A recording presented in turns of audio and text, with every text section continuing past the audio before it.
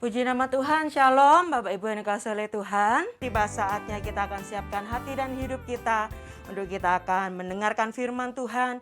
Biarlah firman Tuhan terus meneguhkan kita dan biarlah kita terus melayani Tuhan dan melihat Tuhan sebagai satu-satunya juru selamat dalam hidup kita.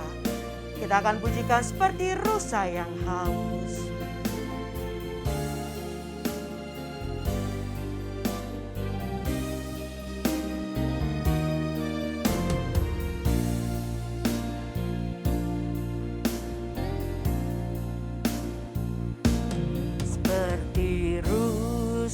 Yang haus, rindu aliran sungaimu.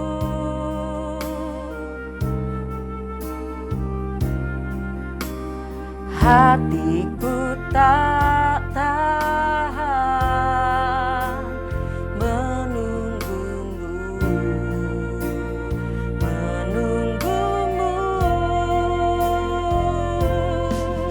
bagai tanah gersang menanti datangnya hujan.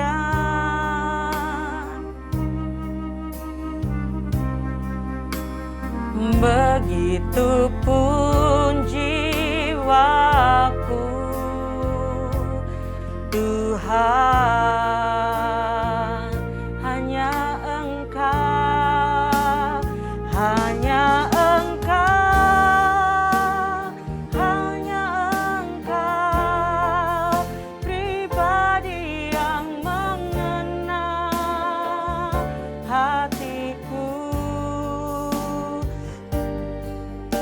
Tersembunyi bagimu, suruh isi hatiku. Kau tahu dan bawaku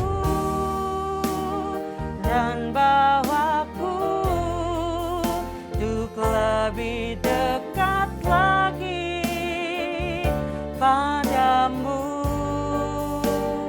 Tinggal dalam indahnya dekapan kasih-Mu, seperti rusa yang haus, seperti rusa yang haus, rindu aliran sungaimu,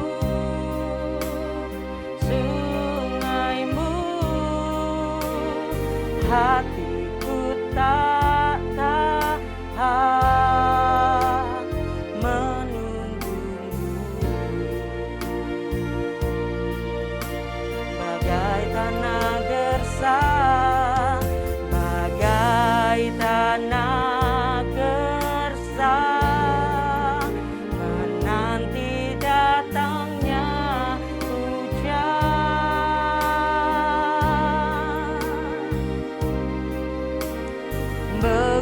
Begitupun jiwaku, Tuhan, hanya Engkau, Tuhan, hanya Engkau,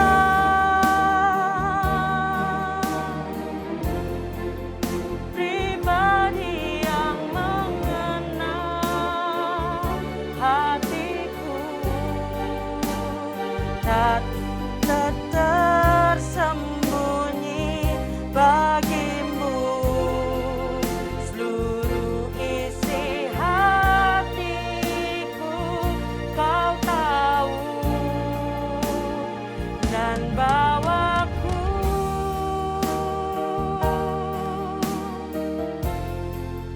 untuk lebih dekat lagi padamu. Tinggal dalam indahnya dekapan, tinggal dalam indahnya dekapan, tinggal dalam indahnya dekapan.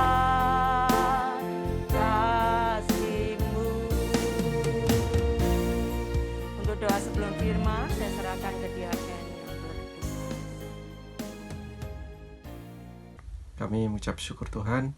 Terima kasih atas penyertaan-Mu dari awal ibadah hingga saat ini Tuhan. Kami siap untuk menerima firman-Mu. Kami percaya Tuhan, segala pujian yang kami naikkan karena rasa syukur kami padamu Tuhan, indah dan berkenan di hadapan-Mu. Kami mau mempersiapkan hati dan pikiran kami Tuhan untuk menerima firman-Mu. Kau berkati setiap kami. Kau juga memberkati Bapak Gembala yang jadi saluran berkat bagi kami. Kiranya tuntunan Roh Kudus turun atas beliau Tuhan, sehingga firman yang disampaikan melekat erat dalam hati dan pikiran kami Tuhan. Terima kasih Bapa, biarlah firman-Mu hari ini meneguhkan dan membentuk kami Tuhan. Terima kasih Bapa, kami sambut firman-Mu dalam nama Tuhan Yesus, kami berdoa dan mengucap syukur. Haleluya, amin. Amin. Haleluya. Kita bersama angkat jempol kita untuk Tuhan kita Yesus Kristus yang luar biasa dan ajaib itu. Amin. Silakan turun tangan. Saudara, jumpa lagi hari ini. Saya ingin menyampaikan satu hal penting. Dan hal ini adalah sesuatu yang tidak semua orang Kristen pahami. Di dalam dunia ini, orang berpikir bahwa hanya satu sisi matematis itu 1 tambah 1 sama dengan 2. Saudara yang dikasihi Tuhan, di dalam iman Kristen, kita harus memahami satu hal yang sangat penting. Apa itu? Bahwa tidak ada apa-apa, ya, hanya ada satu Tuhan kita Yesus. Bisa terjadi banyak apa-apa. Nah, itu sebabnya saudara-saudara, kita juga menyadari di dalam rumusan angka, ya, berapapun nolnya kalau tidak ada satunya, nah itu sama sekali tidak berarti. Ya, ingat itu. Ada nolnya 3, ada 1 di depan 1000. Ya, ada nolnya 6, ya, di depan ada 1, ya 1.000.000 dan seterusnya. Tapi saudara bisa membuat berapa kali ribu nol gitu ya. Tanpa 1 itu, ya saudara-saudara yang dikasihi Tuhan. Itu sebabnya hari ini saya mengajak kepada saudara untuk melihat di dalam pembacaan firman Tuhan 2 Raja-Raja pasal yang ke-7 itu masih dalam peristiwa yang sama, tetapi saya akan mempertajam ya penglihatan kita bersama untuk mengerti apa yang menjadi maksud Tuhan itu secara luar biasa. Sehingga di dalam iman Kristen kita tidak terpukau, terpaku, berstandarkan, bertitik tolak, bertolok ukur hanya dengan yang menurut penglihatan dan perhitungan kita sendiri. Dan di situ banyak orang Kristen gagal. Ya, tidak menikmati janji Tuhan. Nah, saya berdoa, jangan ada yang demikian. Pasal 7 ayat 5 dan 8, silakan Diaken Juli Raharjo untuk membaca bersama-sama dengan kita semua, saudara-saudara. Lalu pada waktu senja, bangkitlah mereka masuk ke tempat perkemahan orang Aram. Tetapi ketika mereka sampai ke pinggir tempat perkemahan orang Aram itu, tampaklah tidak ada orang di sana. Sebab Tuhan telah membuat tentara Aram itu mendengar bunyi kereta, bunyi kuda, bunyi tentara yang besar, sehingga berkatalah yang seorang kepada yang lain, sesungguhnya Raja Israel telah mengupah raja-raja orang Het dan raja-raja orang Misraim melawan kita, supaya mereka menyerang kita. Karena itu bangkitlah mereka melarikan diri pada waktu senja dengan meninggalkan kemah dan kuda dan keledai mereka, serta tempat perkemahan itu dengan begitu saja. Mereka melarikan diri menyelamatkan nyawanya. Ketika orang-orang yang sakit kusta itu sampai ke pinggir tempat perkemahan, masuklah mereka ke dalam sebuah kemah, lalu makan dan minum. Sesudah itu mereka mengangkut dari sana emas dan perak dan pakaian. Kemudian pergilah mereka menyembunyikannya. Lalu datanglah mereka Ya, kembali pergilah masuk mereka ke dalam dan kemah yang lain menyembunyikannya. dan mengangkut juga masuk ke dalam kemah yang lain dan mengangkut juga barang-barang dari sana. Kemudian pergilah mereka menyembunyikannya. Iya, amin. Puji Tuhan. Saudaraku yang dikasih Tuhan, kita lihat ini. Kalau kisahnya saya kira saudara sudah beberapa saat ini menggeluti bersama ya. Kerajaan Israel, kotanya di Samaria. Ini bicara Israel Utara. Dan kita melihat di dalam sejarah Alkitab nyaris tidak ada raja yang benar di wilayah utara. Sedangkan kerajaan Israel wilayah selatan, yang kerajaannya itu disebut Yehuda, ya, dan bertempat di Yerusalem, itu masih ada beberapa di antaranya raja yang sangat beriman kepada Tuhan. Maka di dalam masa penaklukan dari Raja Babel, ini di luar yang sedang kita geluti ya, maka kerajaan Israel, kerajaan utara yang lebih dulu terpuruk habis-habisan.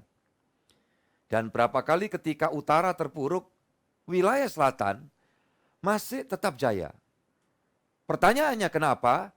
Karena masih ada raja-raja yang terus berpegang, bersandar, bergantung sepenuhnya kepada Tuhan. Jadi sebetulnya dari sini kita mendapatkan satu prinsip sangat sederhana.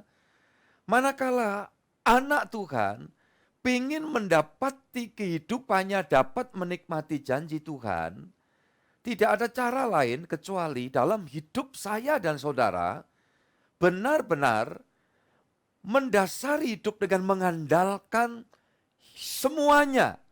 Hari ini, keesokan kita, diri kita, anak keturunan kita hanya kepada Tuhan kita, Yesus Kristus.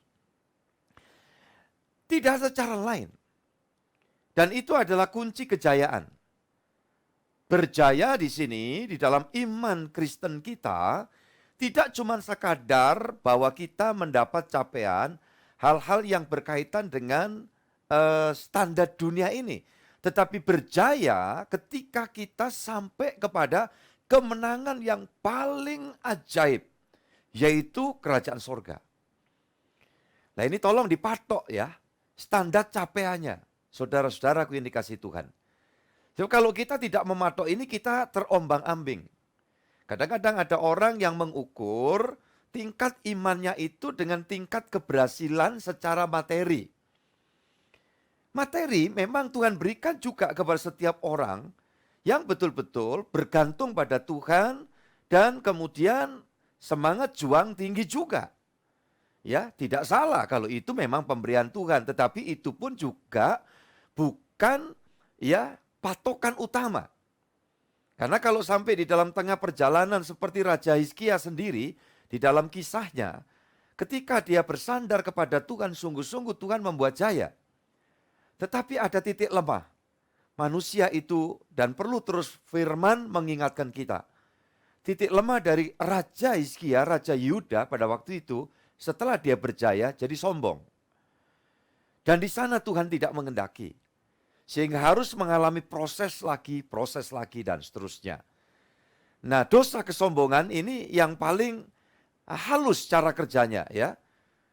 Orang lain barangkali melihat, diri kita sendiri tidak tahu. Nah itu sebabnya biarlah tiap kali kita datang kepada Tuhan kita mengosongkan diri. Oke, kita kembali lagi di dalam prinsip ini. Sekarang yang sedang kita sama-sama geluti untuk kita mendapatkan pokok penting dari isi hati Tuhan di PA malam ini adalah bagaimana kerajaan Israel Utara ini dikepung oleh kerajaan Aram, tidak tahu berapa bulan, berapa tahun, sehingga yang terjadi, kalau saudara baca di dalam pasal sebelumnya, terjadi satu keadaan yang sangat tragis, horor sekali. Kenapa? Tidak ada makanan. Bahkan seorang ibu, ya arisan anaknya yang kecil kemungkinan, untuk apa saudara-saudara? Ya dimakan secara bergiliran. Dan saudara bisa dapati itu bukan cuma sekadar ya sedikit tai merpati ada harganya mahal, kepala keledai yang haram menurut catatan orang Israel, keledainya itu kepalanya pun juga ya harganya sangat mahal dan lebih horor. Kita lihat itu. Kalau sampai terjadi ketandusan akibat Tuhan membuat pembiaran, wah itu sangat-sangat tragis. Sampai manusia jadi kanibal, saudaraku. Dan ini yang lebih menyeramkan waktu saya baca kebenaran, justru ibu kandungnya sendiri. Ya, yang kemudian ada pembicaraan, tolong berikan anak lakimu hari ini disembelih untuk kita makan bersama. Dan waktu itu ada satu peristiwa di mana giliran anak orang itu ya diminta untuk disembelih, untuk dimakan bersama. Ya orang itu tidak mau, ibu itu yang lain tidak mau menyerahkan. Sehingga dibawalah perkara ini kepada raja, di mana raja sendiri juga dalam keadaan kalut. Ya, sehingga raja itu berkata, apa kau anggap aku ini Tuhan sehingga aku dapat menolong kalian semua? Nah ini ungkapan raja, dan jelas kalau tidak beriman, ya sama modelnya dengan kalau andekan kita tidak beriman. Saudara dan saya tidak beriman, maaf ya, kemungkinan kita juga bisa ngomong ngelantur yang enggak. Itu sebabnya di sini Tuhan mendambakan betapa anak-anak Tuhan itu memiliki iman untuk bersandar kepada Tuhan dengan sungguh-sungguh. Dan orang yang beriman sungguh-sungguh terus mendengar, hidup di dalam kuasa firman Tuhan, oleh kuasa Roh Kudus, yang terjadi adalah ada satu dorongan, antusiasme, semangat untuk minta pencerahan Tuhan dan membuat keputusan langkah yang tepat. Nah ternyata saudara, baik rajanya, kemudian juga perwira ajudan raja, saudara sudah dengar kemarin ureanya, dan juga hampir seluruh masyarakatnya yang di dalam kerajaan, yang terkepung, yang tidak bisa keluar dari dalam keluar, ataupun yang dari luar masuk ke kerajaan Israel, itu semua imannya payah. Dan akibatnya seperti itu. Saya berdoa, kiranya jangan ada anak-anak Tuhan yang memiliki kepayahan iman seperti itu. Itu sebabnya saya terus meminta kepada Roh Kudus, memberikan roh ilham dan wahyu untuk setiap saat Tuhan berkenan. Memberikan satu prinsip kebenaran, yaitu isi hatinya.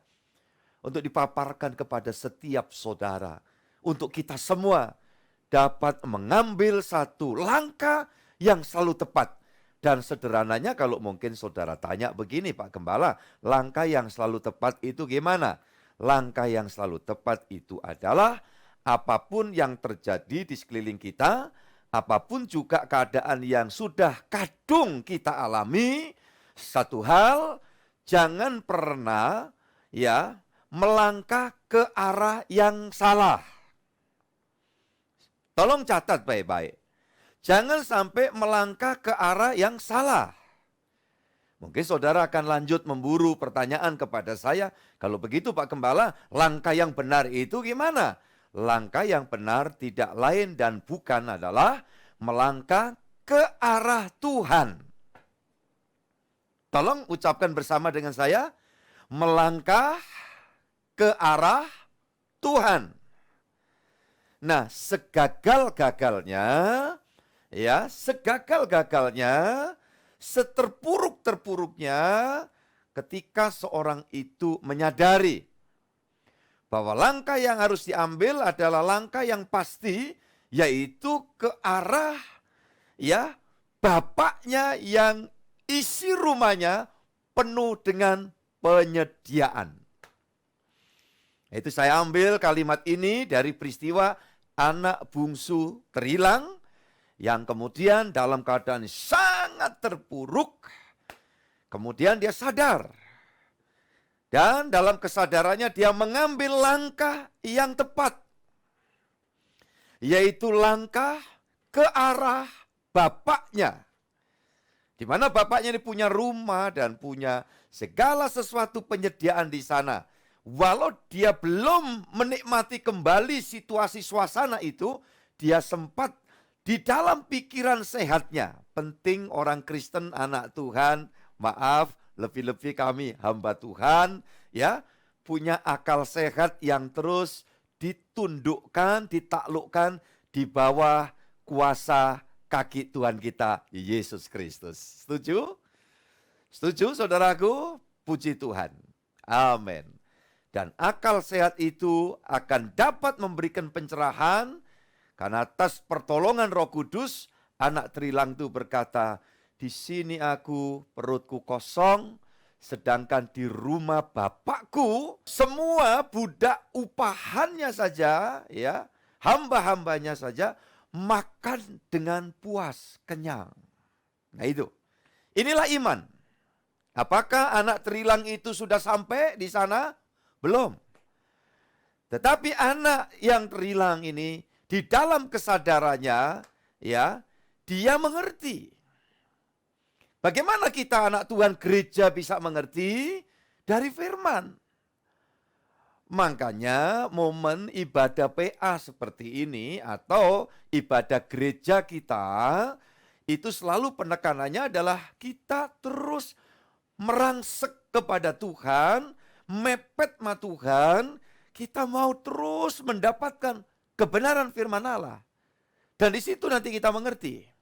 Kalau kita ke arah yang tepat, yaitu ke arah Tuhan, apa Pak kata gantinya? Maju.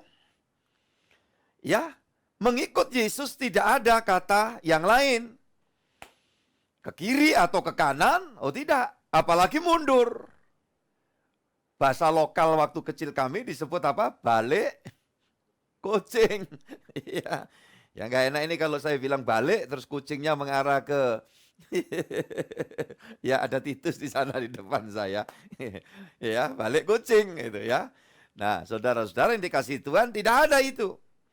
Seperti kitab Wahyu berkata, barang siapa menang.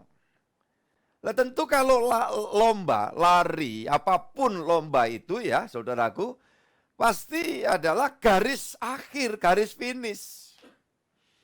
Ya, di depan kita jangan mundur menjauhi garis finish. Nah, kita terus maju. Itu sebabnya hari ini saya memberikan tema di dalam PA ini, saudara-saudara, walaupun ini bagian dari lanjutan prinsip-prinsip tema pokok di tahun ini, ada di dalam bulan Januari ini, saya memberikan subtemanya adalah langkah maju, pasti jadi maju. Ya, langkah maju pasti jadi maju. Artinya gimana Pak? Ya, pasti jadi maju. Pasti tidak mundur. Ya, kalau mundur terpuruk. Jadi kalau langkah maju, ini arah yang tepat, arah ke Tuhan Yesus, seperti Simon Petrus yang sempat dalam kebimbangannya setelah dia mengecap jalan mukjizat di atas air. Tapi itulah situasi manusia. Iya kan? Kadang-kadang ada kebimbangan. Kadang-kadang ada keraguan-raguan. Iya. Dan di situ Tuhan maklum. Ya, asal apa? Asal masih dengar. Ya, suara Tuhan. Suara Tuhan yang sempat ya terdengar dan terdengung di telinga hati Simon Petrus adalah waktu Petrus berkata, jika itu engkau Tuhan, suruhkan aku ke tempatmu. Dan Tuhan Yesus berkata, mari datang kepadaku. Dan Petrus tidak kehilangan arah. Ya, begitu dia masih mendongak barangkali sudah hop-hop. Tuhan tahu arah perjalanan Petrus yang tenggelam itu adalah arah yang tepat mendekati dirinya, diri Yesus. Loh gitu loh saudaraku.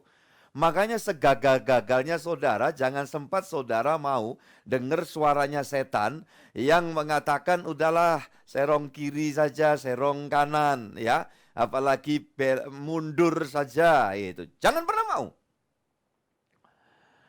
Ya Tuhan bilang, mari. Begitu arah itu, Pak, bukannya waktu itu Tuhan, Petrus masih jauh Pak arahnya dengan Tuhan. Lah iya tangan Tuhan kan gak terlalu pendek kan, yang setuju katakan amin. Ya dulu ada tokoh komik namanya apa itu ya, Pangeran Melar. Kapten Melar atau Pangeran Melar gitu, yang tangannya satu zoom gitu ya. Saudara-saudara yang dikasih Tuhan, Itu zaman itu lightingnya Gundala apa gitu ya, zaman dulu itu. Nah, tangannya nih bisa molor 10 meter, 1 kilometer, ya, itu baru cerita dongeng. Kalau tangan Tuhan, Tuhan berkata, telinga Tuhan tidak tertutup, tangan Tuhan tidak terlalu pendek untuk dapat terulur menolong kamu. Yang percaya katakan amin. Kepada siapa Tuhan memberikan pertolongan, menggenapkan janjinya adalah orang yang arah langkahnya tepat, maju. Makanya pas itu kasih nama ya, apa itu, Trimega Maju Bersama. Haleluya. Ya, tidak ada kata mundur. Iya, maju ya, megah. Haleluya. Nah, saudara-saudara yang dikasihi Tuhan Yesus, itu orang percaya, orang Kristen, itu mesti begitu. Nah, kalau langkahnya benar, nah, ya sampai tangan Tuhan langsung tangkap Simon Petrus.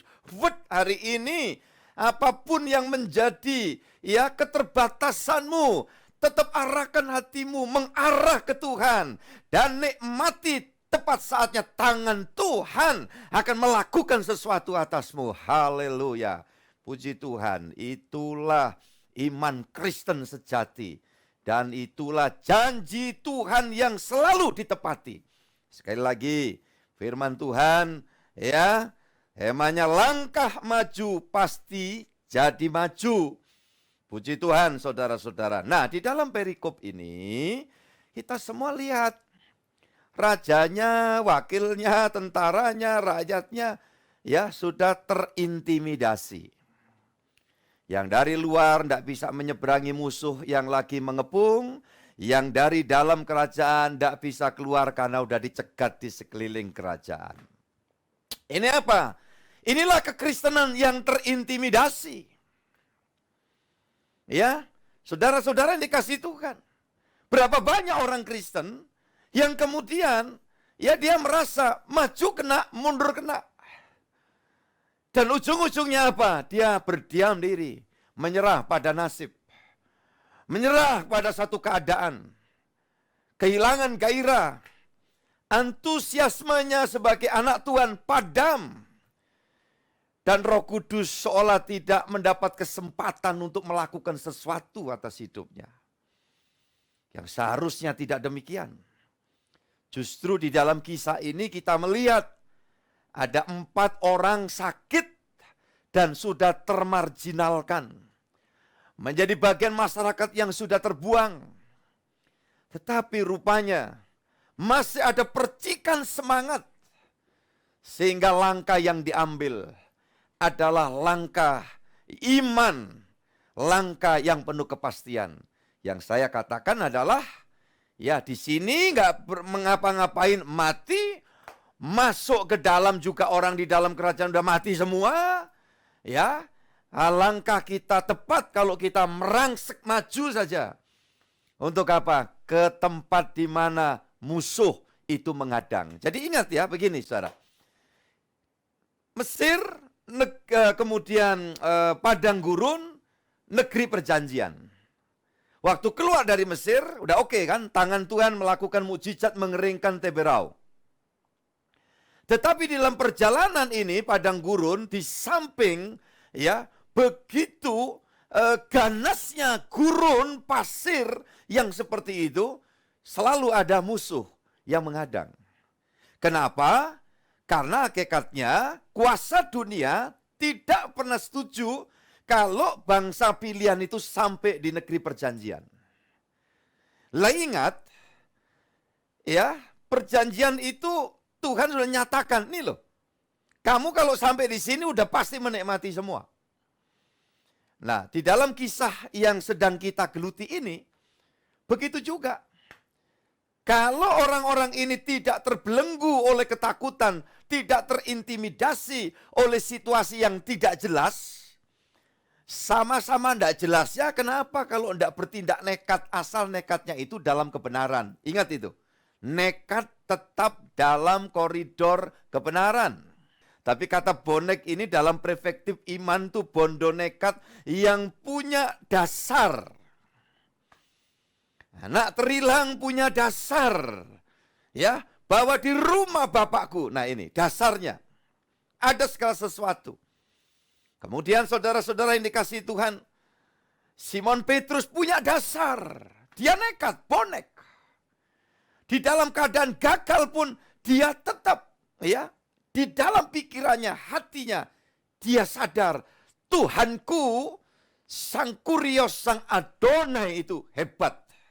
Ya, sehingga dalam keadaan begitu dia tidak berteriak kepada, ya ingat mertuanya yang sempat demam kan. Mak mertua Simon Petrus, "Ma!" gitu. Enggak kan? Saudara-saudara yang dikasihi Tuhan, yang dipanggil bukan emak. Iya, tetapi yang dipanggil apa? Ingat kata-katanya Simon Petrus kan waktu tenggelam? Iya, 3 kata ya. Ucapkan bareng walaupun saya hanya melihat itu mimik Anda ya. Tuhan,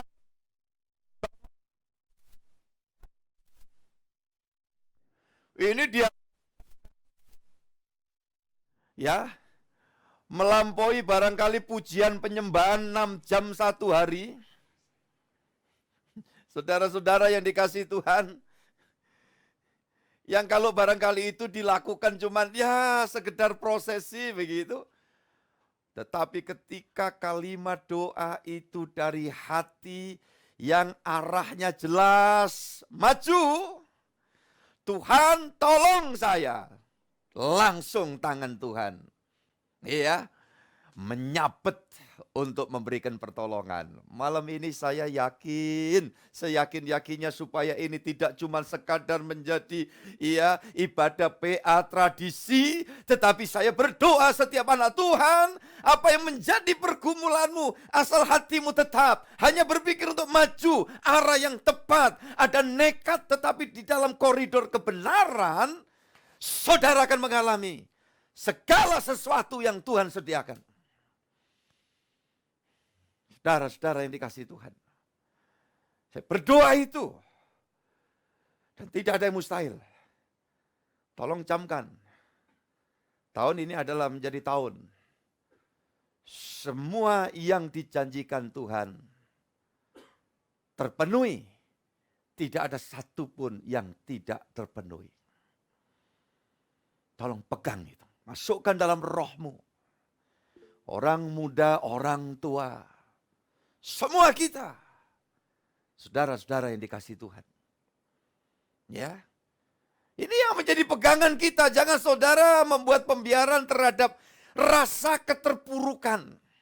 Ya tapi kalau Tuhan tidak izinkan ini situasi begini kan ya saya nggak begini. Nggak usah begitu dong. Coba kita patok. Pemikirannya adalah Tuhan tidak pernah salah. Itu dulu. Ayo kita sportif. Sekalipun ada suatu kenyataan yang kita alami adalah sesuatu yang di luar apa yang kita pikirkan. Yang kadang mengundang cetusan pemikiran begini. Mengapa yang begini ini harus aku yang mengalami? Saudaraku, coba kita hapus itu. Kita belajar, memang tidak mudah. Ada banyak hal. Ketika kita dalam situasi yang paling tidak enak. Dan kita berpikir ini adalah pintu menuju kiamat. Untuk hidup kita. Untuk hari esokan kita. Dan saya mau katakan itu muslihat dari kuasa gelap. Tuhan tidak pernah salah. Dan Tuhan tidak akan pernah kalah.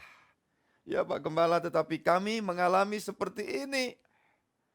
Saya pikir hampir tiap orang menghadapi hal-hal yang begitu sulit. Tetapi kata firman Tuhan, orang yang tahan sampai kesudahannya, dia yang mendapat kemuliaan dan berkat dari Tuhan. Betapa rasa lama dan panjangnya waktu itu ketika kita sedang menantikan suatu pertolongan. Betul tidak? Ibaratnya menabur sesuatu belum kunjung juga tumbuh dan menghasilkan buah.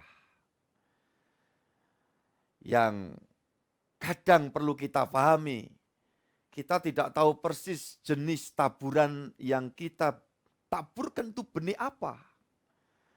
Ada orang yang menuntut cepat tumbuh dan memang kadang waktu diizinkan Tuhan cepat menghasilkan tuaian. Dan tanaman apa yang secepat itu ditabur, proses, tumbuh, menghasilkan buah. Salah satunya seingat saya jagung. Di mana ciri khas jagung ketika sampai pada tuaian, mungkin kurang lebih 3 bulan atau kurang dari itu yang jenis hibrida. Varietas baru, saya tidak mengikuti itu, lama nggak baca Trubus. Ya. Dan saudara semua tahu, sekali tanaman jagung itu dituai buahnya, maka cukup sudah seolah pohonnya itu berkata, wassalam. Selesai. Saya belum pernah tahu sih, jagung itu bisa diambil, nanti buah lagi, diambil lagi, buah lagi, enggak. Tapi ketika ada orang, Pak, saya sudah nabur terlalu lama. Tapi mengapa ini tidak tumbuh-tumbuh? Saya berkata, jangan-jangan benih yang kamu tabur itu adalah benih durian. Ya, duren. Bahasa lokalnya duren. Ya, saudara-saudara yang dikasihi Tuhan. Nah, apa Pak istimewanya? Istimewa banget itu. Iya kan, apalagi kalau yang varietas luar biasa, harganya mahal. Iya kan? Dan kelebihannya apa? Begitu pada musim buahnya diambil, dia akan terus menghasilkan buah pada musimnya. Kita dibuat kemudian ya barangkali berkata luar biasa. Tuhan ini ajaib dahsyat, penantian itu lama. Saya akan bawa saudara di dalam mukjizat kuasa Tuhan mengerjakan sesuatu.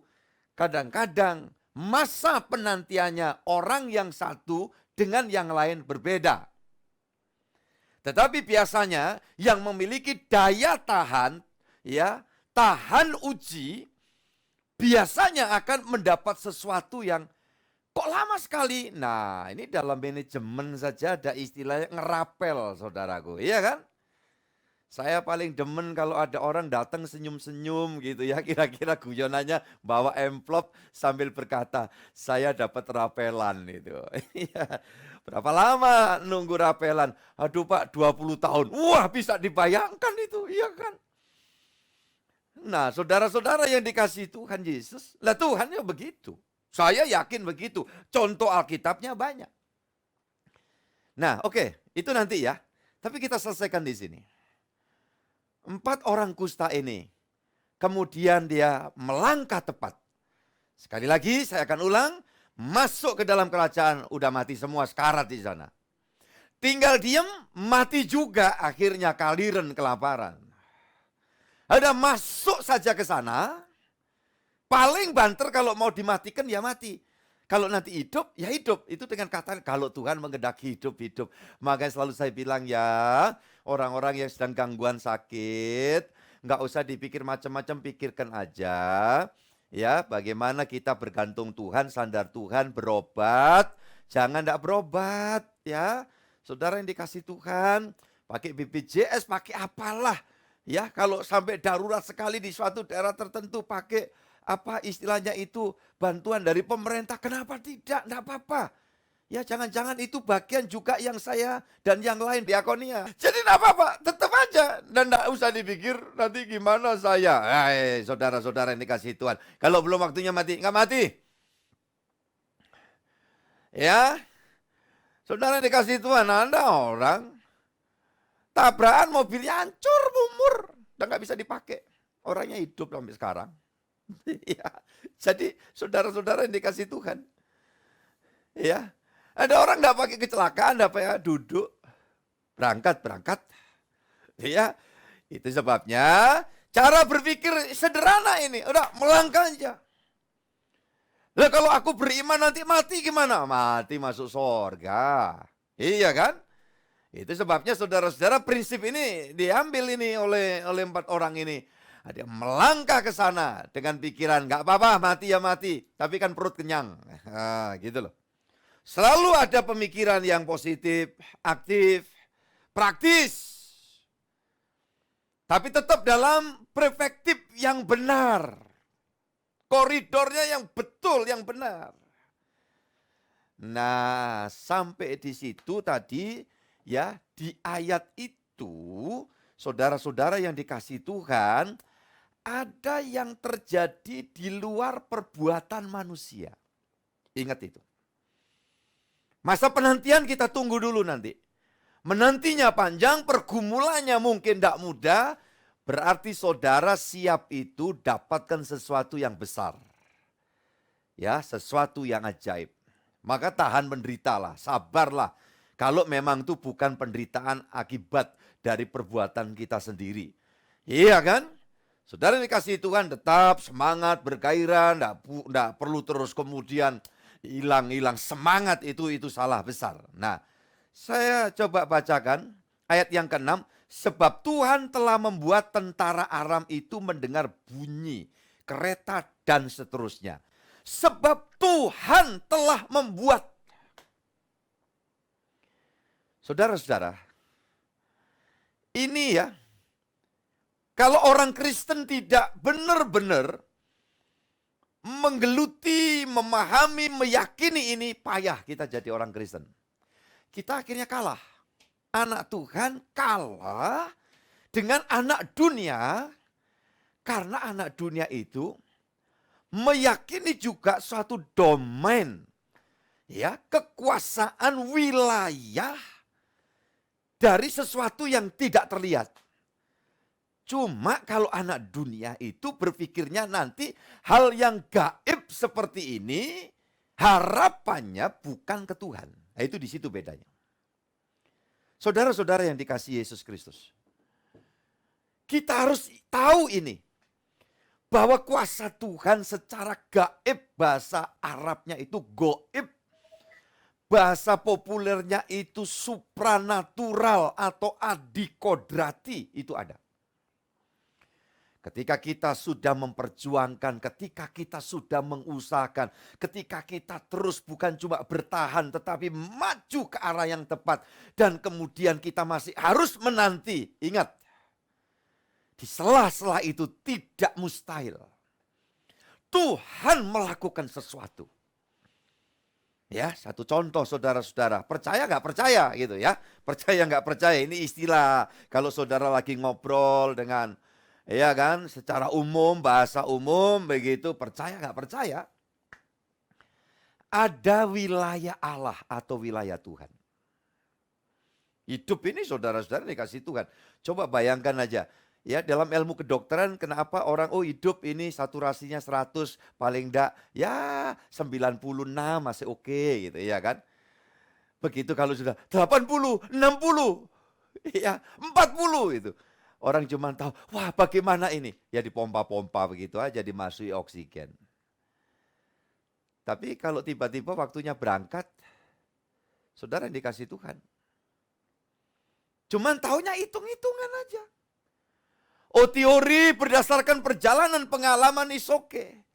Tetapi tetap ada satu domain yang kita tidak bisa intervensi. Sebaliknya juga ada suatu kekuatan kuasa Tuhan yang sewaktu-waktu, ya, jika dia mau melakukan sesuatu, dia bisa melakukan segala sesuatu di luar kemampuan kita untuk menangkapnya.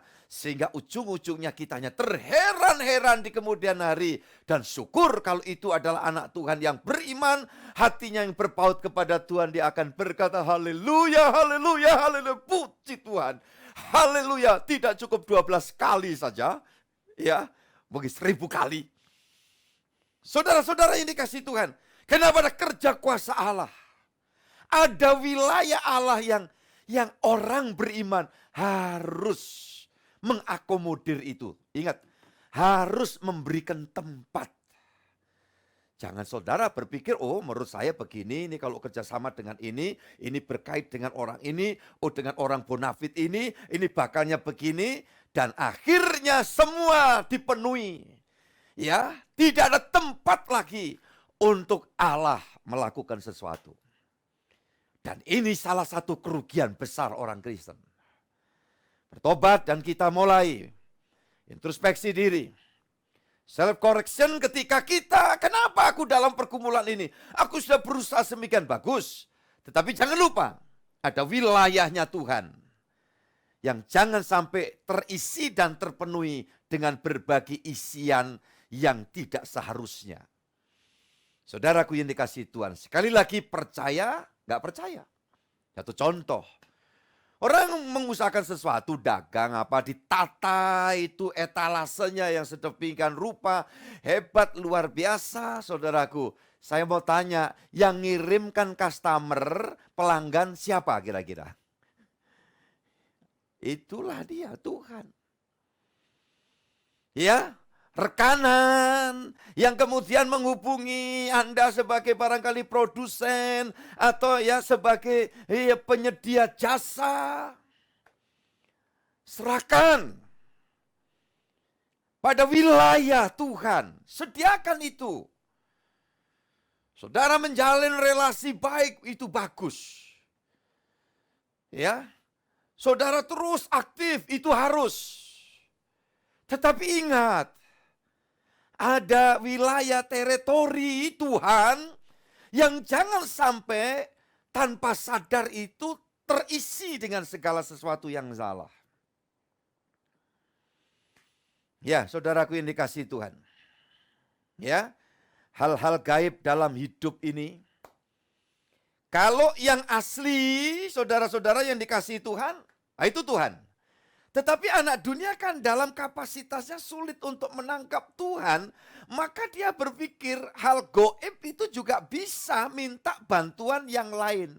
Mungkin Tuhan dalam tanda kutip menurut persepsinya. Orang pinter, ke tempat-tempat tertentu, ya kan? Syaratnya ini, syaratnya itu, bahkan kadang-kadang yang sangat sulit pun ditempuh demi dia mencapai sesuatu. Dan harus kita tetap pikirkan bahwa itu maksudnya adalah penyediaan ya suatu wilayah untuk kegaiban, kesupranaturalan itu membantu mereka. Dukun penglarisan dan lain sebagainya. Nah tentu anak Tuhan tidak mau yang palsu, itu palsu. Yang asli adalah Tuhan. Dengan otoritasnya, dengan kekuasaannya, ya, dengan keajaibannya. Dia yang sanggup melakukan segala perkara. Saudara-saudara yang dikasihi Tuhan. Iya, jadi ini penting sekali. Mungkin kadang-kadang tender tidak representatif sekalipun, ya. Kok bisa dimenangkan? Nah, ketika ada orang yang betul-betul mengandalkan Tuhan. Tawaran yang diberikan nampaknya lebih mahal. Ujung-ujungnya di kemudian hari ada yang kelihatan menawarkan lebih murah. Tetapi saudara dikasih itu justru ya, yang menurut aturan pikiran, wah tidak bisa ini yang menang begitu ya. Tapi saya mau ingin katakan bagi Tuhan tidak ada yang mustahil. Yang mempercayai angkat jempol saudara dan tidak mustahil saudara akan segera mengalami itu. Karena Tuhan kita Yesus itu selalu ada menyaksikan dan membela firman yang disampaikan. Iya, saya yakin itu. Ingat itu saudaraku dikasih Tuhan. Ya, ingat itu. Iya, saudara-saudara. Kerajaan Allah bisa dibangun bahkan di wilayahnya iblis sekalipun. Itu sebabnya apa yang sedang kita terus berdoa, walaupun saudara mungkin masih belum jelas apa ini visinya Pak Gembala nanti satu hari. Ya ini proses. Ya, proses. Untuk apa? Tujuan saya akan mewartakan. Kepada semua rekan, sepanggilan, agar mereka jangan buru-buru putus asa. Dengan berbagai macam ya strategi yang dilakukan oleh kuasa jahat. Tuhan lebih besar dari semua roh yang ada di dalam dunia ini. Pak, kami sudah mengandalkan Tuhan dengan sungguh-sungguh, Pak. Tetapi kami tahu di dalam percaturan, perbisnisan, percaturan, kompetisi di dalam dunia ini sudah ada banyak yang melakukan dengan cara yang begitu kasar. Bahkan tidak dengan yang kasat mata, tetapi dengan kuasa-kuasa lain, dengan setan, dengan kuasa gelap, dengan ilmu ini, ilmu itu. Tolong dengar baik-baik keluargaku semua. Jangan takut. Jangan takut. Sekali lagi katakan aku tidak takut. 1, 2, 3 apa? Aku tidak takut. Sebab roh Yesus di dalam aku lebih besar dari semua roh yang ada di dalam dunia ini. Yang setuju katakan amin. Jangan takut. Puji Tuhan. Berapa hari lalu saya kedatangan 4 pendeta. Ya, tokoh. Sekarang ini aktif dan proaktif, saya salut, saya selalu support, semangati, ya, dan saya menyampaikan kepada, ya, di antaranya juga yang memanggil saya Om, ya, saya bilang, jangan gentar, strategi ini kita lakukan. Karena apa? Tuhan yang mengutus kita. Dia tidak tinggal jauh dengan kita di surga sana, enggak. Tetapi dia yang mengutus kita hidup dalam dunia, dia tetap menyertai kita sampai kapanpun, sampai kita dibawa pulang ke rumahnya dalam kerajaan surga. Baik hamba Tuhan, full timer, part timer, saudara sebagai orang awam yang ditugasi Tuhan mengerjakan pekerjaan-pekerjaan yang toh juga ujung-ujungnya asal dengan hati tulus. Ini juga untuk memuliakan Tuhan. Jangan pernah gentar. Yesus Kristus Tuhan kita, dia tidak pernah jauh dari saya dan saudara. Haleluya. Puji Tuhan, saudara-saudara yang dikasihi Tuhan. Jelas ya? Sudah ini ya, akhirnya 4 orang ini jadi berkat luar biasa ya. Orang Kristen yang tidak tertindih beban, tidak terintimidasi, tapi punya tekad, arah jalannya jelas, arahnya betul, maju ya, maju pasti maju, ya kan? Saudara yang dikasihi Tuhan, itu penting. Nah, ini udah jelas. Masa penantiannya yang perlu saudara perhatikan. Berapa lama Pak kisah itu sepintas saya baca nggak jelas. Tapi dalam proses pengepungan kerajaan itu bisa berlama-lama, bisa berbulan-bulan bahkan tahun. Kalau dirasa kerajaan itu terlalu kuat untuk dimasuki nanti ya khawatir kalah yang nyerang, maka dibiarin aja dulu sampai mati-mati sendiri kelaparan. Nah itu. Ya, jadi saudara-saudara yang kasih Tuhan, waktu begitu panjang mungkin saja dan pastinya tiap orang itu tidak sama satu dengan yang lain. Masa penantian di dalam hidupnya, saudara-saudara yang dikasihi Tuhan ya.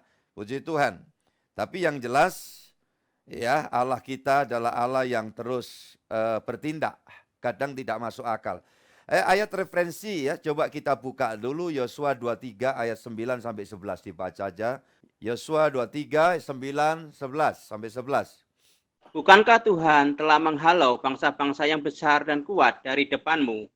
Dan akan kamu ini, seorang pun tidak ada yang tahan menghadapi kamu sampai sekarang. 1 orang saja daripada kamu dapat mengejar 1000 orang. Sebab Tuhan Allahmu, dialah yang berperang bagi kamu, seperti yang dijanjikannya kepadamu. Maka demi nyawamu, bertekunlah mengasihi Tuhan Allahmu. Tolong pegang teguh ini ya, sesuatu yang aneh ya, ayat 10 ini.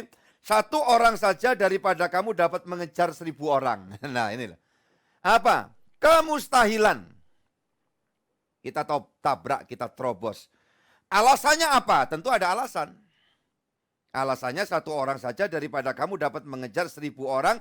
Sebab, harus ada sebabnya ini. Sebab Tuhan Allahmu, dialah yang berperang bagi kamu, bagi saya dan saudara. Jelas sekali. Ya, langsung ke ayat 11. Ini landasan utama. Maka demi nyawamu, bertekunlah mengasihi Tuhan Allahmu. Lah bertekun itu apa? Pengulangan hal yang baik terus menerus. Waktunya itu sebuah misteri. Tinggal akan terjadi perpaduan antara kronos, waktu kita, batas-batas kemanusiaan kita, dan kita bertemu dengan kairos. Waktu, keajaiban, kekuasaan, kehendak Tuhan. Jika dua hal ini bertemu, ini dalam filsafat Jawa, tumbuh ketemu tutup. Nah, dalam filsafat Tiongkok, maka terjadilah yang dinamakan hoki. Ya, ingat itu. Kronos, kairos bertemu. Gimana cara bertemunya? Ya tadi, kalau dari sisi kita arahnya ke Tuhan saja. Saudara mau dapat tuangan dari, ya umpamanya nada air begitu dari talang, ya tahu semua kan? Ini bukan talangnya yang diarahkan ke ember yang kita bawa, tetapi yang kita harus lakukan adalah ember itu kita bawa persis arahnya di mana tuangan air itu turun dari talang itu. Cukup paham saya kira, sederhana sekali. Ilustrasi ini tidak sempurna tetapi paling tidak membawa kita bisa lebih dicerahkan saudara-saudara yang dikasihi Tuhan. Haleluya. Seorang Yusuf untuk mencapai berkat di dalam kairos itu, setelah melewati panjang, tibalah ada di rumah Potifar. Sudah tahu semua kan kisahnya? Akhirnya ulah istri Potifar, Yusuf masuk ke dalam penjara. Dalam penjara dia bertemu dengan dua pejabat. Kita semua tahu. Yang melayani Firaun makanan, roti, dan air minuman. Masing-masing mimpi diterjemahkan. Penyedia makanan raja bakal digantung, tetapi penyedia minuman raja kamu akan dikembalikan jabatanmu seperti semula. Dengan catatan, ingat aku ya, nanti ceritakan bahwa aku masuk penjara ini karena difitnah. Saudara, apa yang terjadi? Apakah benar setelah pejabat penyaji minuman ini kembali kepada jabatannya segera ingat kepada Yusuf? Saudara, menurut kurikulum sorga belum sampai waktunya. Iya kan? Saudara yang dikasihi Tuhan, nunggu sampai dibuat Fir'aun mimpi. Dan cerdik cendekia semesir tidak tahu bagaimana menerjemahkan arti mimpi Firaun. Menunggu Firaun mimpi, ya, 2 tahun. Jadi Firaun itu jarang mimpi, mungkin sering saudara mimpi. Bahkan tiap malam mimpi yang kadang diuber wong edan. Iya, mimpi jatuh dari pohon ya pepaya karena suka pelorotan, barangkali begitu. Ya, jatuh dari pohon mangga gitu. Tahu-tahu itu orang di Jawa bilang ngelindur atau tindien ya. Jadi Yusuf kalau dari awal dia menerima ya kesempatan, mungkin sebelum mimpi Fir'aun, ya, di luar temennya juru minuman ini barangkali ketemu di pasar mimpi, oh aku panggil ya Yusuf. Mungkin Yusuf sempat berhasil, tetapi nanti paling banter si Yusuf itu jadi ya pedagang juga, cuma sebatas pedagang. Saya tidak mengecilkan makna pedagang, ya toh. Tetapi ini kan ada suatu tujuan Tuhan. Lo ingat, makanya kita itu kadang nguber tujuan kita sendiri. Dengan cara apa? Maunya persoalannya, kesulitannya, ketekunannya, jangan panjang-panjang. Ya, tetapi karena untuk mencapai tujuan Tuhan kadang-kadang pengulangan perbuatan baik menanti Tuhan itu harus waktunya berulang-ulang terus panjang gitu. Ingat aja. Kalau itu kita bisa lewati pasti kuasa Tuhan akan dinyatakan.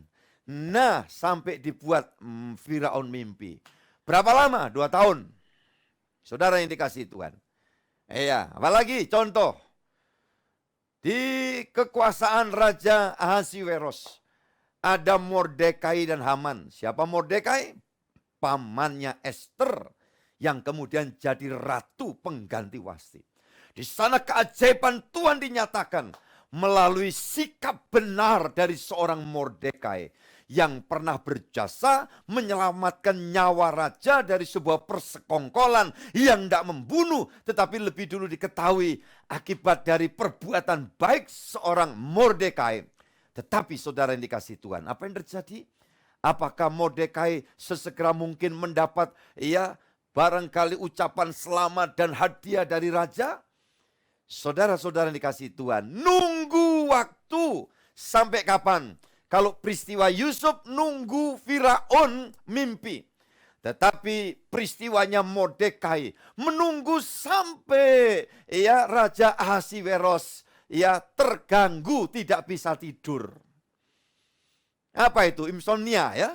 Tidak bisa tidur. Akhirnya dia panggil pejabat, tolong bacakan buku sejarah kerajaan. Begitu dibaca, tepat pada waktu Sang Kurios, saudaraku, akan menyatakan maksudnya. Dan di situ diketemukan, wah, ini seorang Mordekai berjasa. Ketika Mordekai dan seluruh bangsa Yahudi tinggal menunggu hari akan terjadi satu proses pembantaian massal. Saudaraku yang dikasihi Tuhan, kalau kita mau bertekun dalam penantian itu agak lama, tunggu rapelannya, keuntungannya bukan cuma untuk diri kita sendiri. Ada tujuan Tuhan ingin menjadikan kita bagian dari pribadi yang masuk dalam rencana besar dari Tuhan Allah. Kita semua tidak masing-masing tahu sekarang. Tapi tidak mustahil. Ada hal-hal besar di depan. Kalau selama ini kita berpikir, Tuhan aku sudah melakukan ini, mbok tolong ditolong dong Tuhan. Masalah ekonomiku, masalah posisiku, kedudukanku. Ini promosinya kok terlambat Tuhan. Daganganku kok cuma segini-segininya saja. Oh Tuhan tolong campur tangan. Ya. Tapi kalau saudara tetap maju saja ke arah Tuhan, tidak mustahil. Ada perkara besar. Rahasia kerajaan Allah dinyatakan bahwa tanpa sadar kita dibawa di dalam satu keterkaitan dengan karya Tuhan yang besar di dalam dunia ini. Tidak mustahil. Saudaraku yang dikasihi Tuhan, dan pada waktu itu Mordekai dipanggil oleh raja. Dan Mordekai mengatakan, Tuhan kalau saya mau menerima hadiah itu oke-oke saja.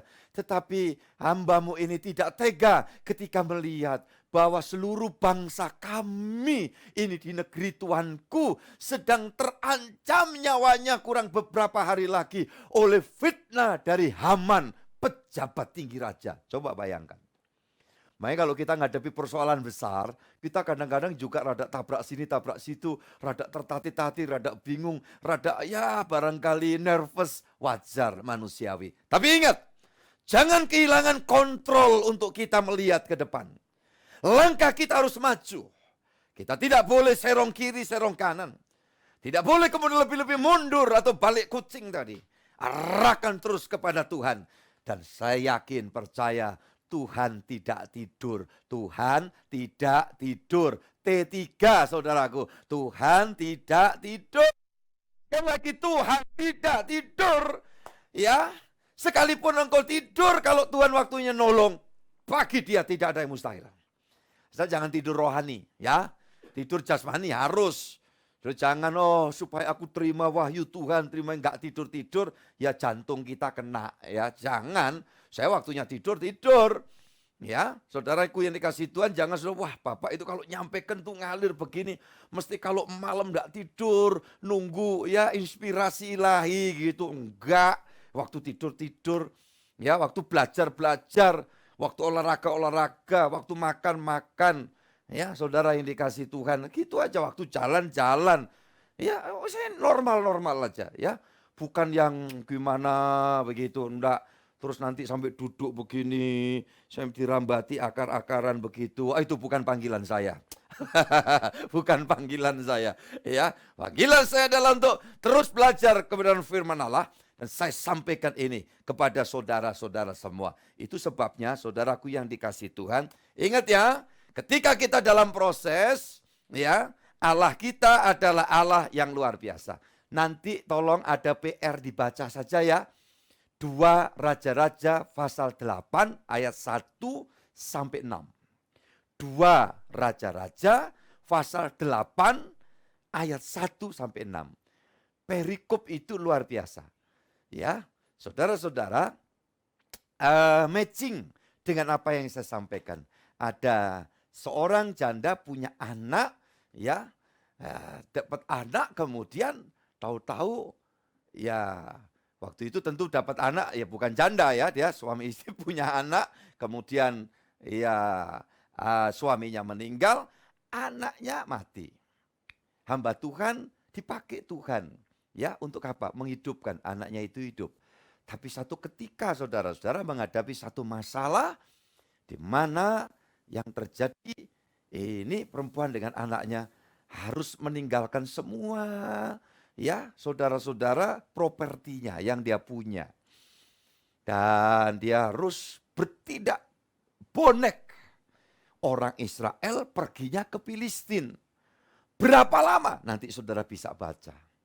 Tapi waktu dia kembali, ya berharap supaya aset tanah kebunnya bisa kembali.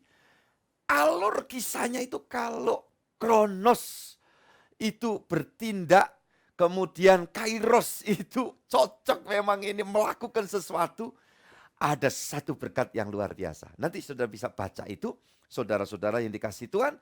Yang penting, mari kita jangan terlena, ya, jangan terlena. Nah, kalau ada sesuatu, wah cepat dapat satu pertolongan kecil, sukacitanya luar biasa umpamanya. Terus waktu kita harus bersukacita yang seharusnya kita hilangkan. Nah itu jangan ya.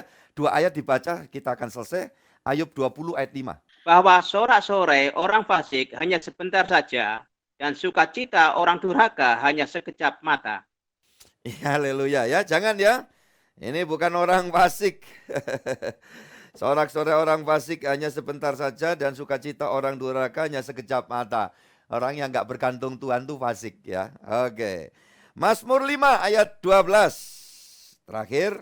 Tetapi semua orang yang berlindung padamu akan bersukacita, mereka akan bersorak-sorai selama-lamanya, karena engkau menaungi mereka, dan karena engkau akan bersukaria orang-orang yang mengasihi namamu. Amin. Wah ini ya. Ini kalau kita melewati langkah demi langkah terus maju. Haleluya. Ya, engkaulah yang memberkati orang benar. Ya benar, orang yang arahnya jelas, maju ke depan terus itu benar. Puji Tuhan, haleluya. Semua orang yang berlindung dan seterusnya akan bersukacita, mereka akan bersorak-sorai selama-lamanya, bukan sementara. Tuhan memberkati kita semuanya. Engkau tidak sendiri, aku tidak sendiri. Tuhan Yesus selalu bersama dengan kita semua. Haleluya. Kita tunduk kepala Bapa Surgawi. Terima kasih kami berkesempatan lagi menghampiri hadirat-Mu bersama anak-anak-Mu semua. Kami yakin firman Tuhan malam ini Tuhan Roh Kudus memeterkan di dalam kehidupan kami satu persatu. Dan menjadi rema yang dahsyat, karya Tuhan ajaib akan dinyatakan waktu demi waktu di tengah-tengah kehidupan kami semua. Terima kasih Tuhan. Mari Tuhan, Engkaulah yang terus berkarya atas kami. Dan karunia kami semua memahami untuk kami selalu menyediakan area untuk kegaiban Tuhan dinyatakan di tengah-tengah kami. Yang lemah jadi kuat, yang sakit berkenan Tuhan menyembuhkan. Yang dalam keadaan bingung saat ini boleh menerima kepastian. Dan harapan kami jelas, maka kami bertindak dengan berani untuk kami terus berjalan menuju Tuhan setiap hari. Rahmat dan berkat Tuhan turun atas anak-anak-Mu semua. Kepada hamba-hamba Tuhan semakin diurapi dan semakin mengerti maksud dan rencana Tuhan besar yang akan melibatkan setiap kehidupan kami yang taat dan tekun. Dan kami yakin hal-hal gaib supranatural dinyatakan tepat pada waktunya. Hormat, puji, kemuliaan bagi-Mu Tuhan sekarang sampai selamanya. Dan Kau turunkan rahmat berkat atas kami semua, juga atas bangsa dan negara kami Republik Indonesia. Semua di dalam damai sejahtera. Atas nama Bapa, Putra, dan Roh Kudus dalam Tuhan Yesus Kristus. Bapa, terima kasih.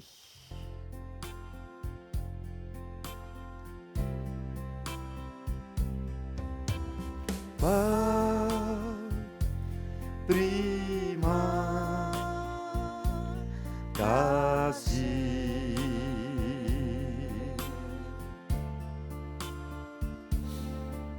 Bapa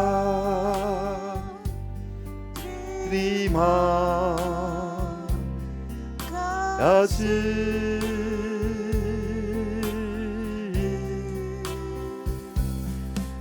Bapa di dalam surga,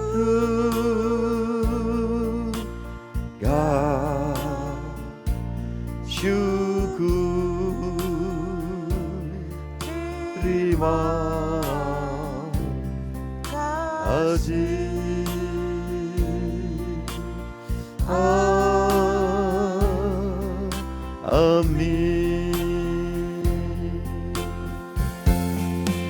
Amin, amin, amin, haleluya, puji Tuhan. Tuhan memberkati semua keluargaku, tim pelayan di Pastori, dan semua tim admin di tempatnya masing-masing, rekan diaken semua dan pelayan Tuhan di tempatnya masing-masing. Tuhan memberkati.